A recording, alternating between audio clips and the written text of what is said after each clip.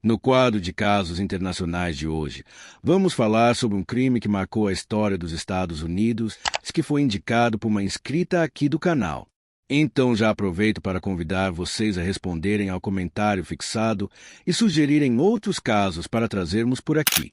Hoje vamos relembrar a história de Yusuf Hawkins, um jovem de apenas 16 anos que perdeu a vida em 1989 no bairro de Bensonhurst, em Nova York.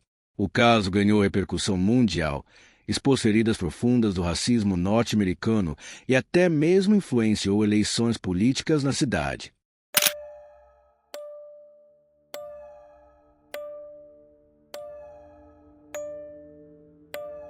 A Nova York dos anos 80 era uma cidade vibrante, mas também extremamente desigual. Enquanto Manhattan era vista como coração financeiro, bairros como Brooklyn e Bronx enfrentavam altos índices de criminalidade, pobreza e tensões raciais. Em contrapartida, bairros de maioria branca, como Bensonhurst, no Brooklyn, eram conhecidos pelo forte conservadorismo e pela resistência à entrada de imigrantes negros e latinos.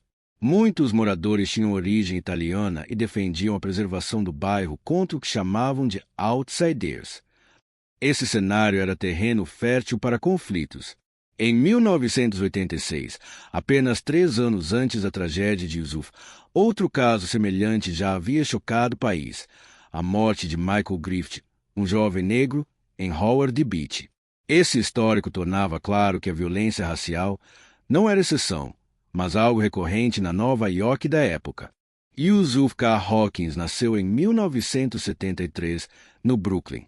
Ele era descrito pela família como um jovem gentil, educado e responsável.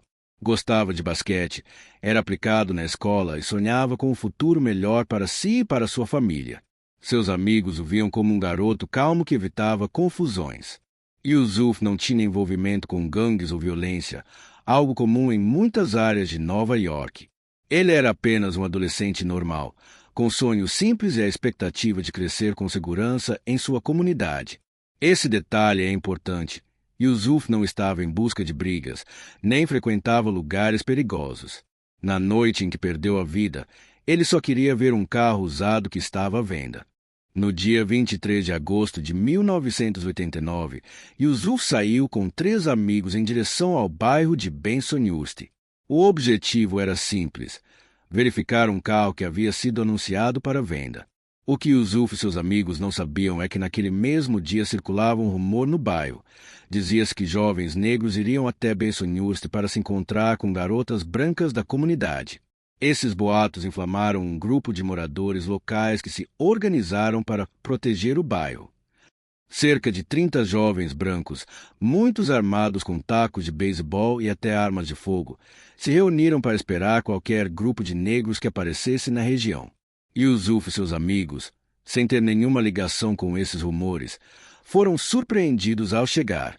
Assim que o grupo avistou Yusuf e seus amigos, cercou os rapazes. Eles foram encurralados no meio da rua, sem ter para onde correr.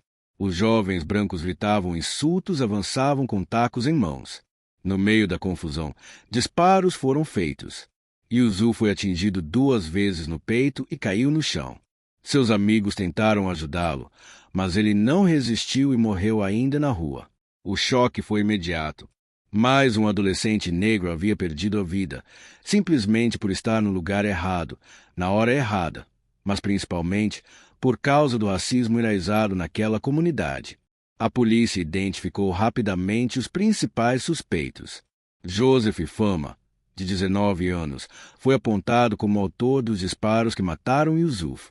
Já Keith Mondello, de 18 anos, foi acusado de organizar o grupo armado e liderar a emboscada. O julgamento foi acompanhado de perto pela mídia.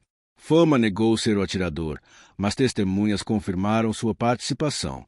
Ele acabou sendo condenado à prisão perpétua, com possibilidade de liberdade condicional após 32 anos. Mondello, por outro lado, foi absolvido da acusação de homicídio, mas condenado por conspiração e posse ilegal de armas, recebendo uma pena reduzida. Outros membros do grupo também foram processados, mas muitos receberam punições leves, o que aumentou a sensação de impunidade. A mãe de Yusuf declarou após o veredito que, mesmo com a condenação de fama, a justiça não foi plenamente feita, pois vários envolvidos escaparam de punições severas. O caso ganhou tamanha proporção que até as eleições para prefeito foram impactadas. Em 1989, o democrata David Jenkins se tornou o primeiro prefeito negro de Nova York, derrotando Rudolph Giuliani. Muitos analistas acreditam que a indignação causada pela morte de Yusuf foi um dos fatores decisivos para a vitória de Jenkins, que prometia políticas mais voltadas para a igualdade racial. Além disso, o caso gerou debates em escolas, universidades e na imprensa. Igrejas organizaram vigílias, artistas se manifestaram e líderes de direitos civis, como Al Sharpton, participaram ativamente das marchas em memória de Yusuf. Esses protestos também revelaram o quanto Nova York precisava enfrentar suas divisões raciais, que continuariam sendo palco de conflitos durante toda a década de 90. A memória de Yusuf não desapareceu. Em 2020, mais de 30 anos após sua morte, o caso voltou aos holofotes com o lançamento do documentário Stormy Over Brooklyn, produzido pela HBO. A obra deu voz à família Hawkins e mostrou como a tragédia impactou não apenas a comunidade, mas toda a cidade.